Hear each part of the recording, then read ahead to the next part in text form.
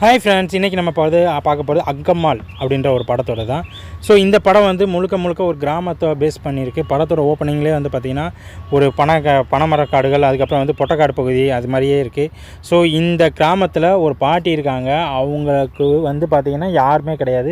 அவங்களுக்கு ஒரு பையன், அந்த பையன் அவங்க ஒய்ஃபு. ஸோ இவங்க இந்த 3 பேர் லைஃபும் சுற்றி வருது. அதுக்கப்புறம் இந்த பாட்டியோட கேரக்டர் என்ன, அவங்க ஏன் இப்படி தனியாக இருக்காங்க, அவங்களோட லைஃப் ஒரிஜினாலிட்டி என்னன்றதும், அவங்களோட பேரை வந்து பார்த்திங்கன்னா டவுன்லேருந்து வர்றாப்புல.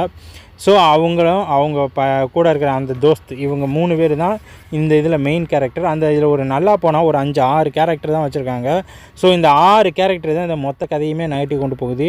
இதில் மெயின் இது பண்ணியிருக்கிறது யாருன்னு பார்த்தீங்கன்னா அந்த லேடி பாட்டி தான். ஸோ அவங்களுக்கு பேஸ் பண்ணி தான் இதில் வந்திருக்கு. அவங்க தான் இந்த படத்தோட மொத்த கதையுமே தூக்கி சுமந்து கொண்டு போயிருக்காங்க. ஸோ அந்த பாட்டி, அவங்களோட பேரன், அப்புறம் அவங்க கூட இருக்க அந்த பையன், அவங்க ஒய்ஃபு, அது இந்த பாட்டி நகரத்தோட வித்தியாசமான பகுதி பொருட்கள் எல்லாத்துக்கும் வந்து அடிக்ட் ஆகிற மாதிரியும், அதெல்லாம் அவங்க தெரிஞ்சுக்கிற மாதிரியும் இது பண்ணுறாங்க. அதே மாதிரி இந்த பாட்டி வந்து அவங்க காலத்துலேருந்து இப்போ வரைக்கும் வந்து ஜாக்கெட்டே போடல. ஸோ அதெல்லாம் வந்து பார்த்திங்கன்னா அவங்கள கொஞ்சமாக மாற்றி டவுன் ஸ்டைலுக்கு அவங்கள கொண்டு வரணும் அப்படின்னு எதிர்பார்க்குறாங்க. இதுக்கிடையில் வந்து இதனால் பாட்டிக்கு சில பிரச்சனைகள் வருது. அதே மாதிரி அந்த பேரை அந்த ஊரில் ஒரு பொண்ணை லவ் பண்ணுறாரு. ஸோ அந்த பொண்ணை அவங்க லவ் பண்ணி கல்யாணம் முடித்தாங்களா அப்படின்றதும், பாட்டியும் அதே மாதிரி அவங்களோட டவுன் ஸ்டைலுக்கு வந்து அவங்க மாறினாங்களா அப்படின்றதான் படத்தோட மீதி கதை. படத்தோட முழுக்க வந்து ஒரே கிராமத்துக்குள்ளே வச்சு சுற்றி எடுத்திருக்காங்க.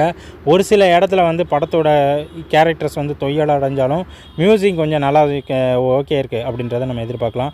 அதே மாதிரி இதில் வந்து இந்த பாட்டியே சிகரெட்டு குடிக்கிற மாதிரியான சீன்ஸ் இருக்குது. அதே மாதிரி பேரன் சிகரெட்டு குடிக்கிறாரு, தண்ணி அடிக்கிற மாதிரி சீன்ஸ் எல்லாம் கொண்டு வந்திருக்காங்க.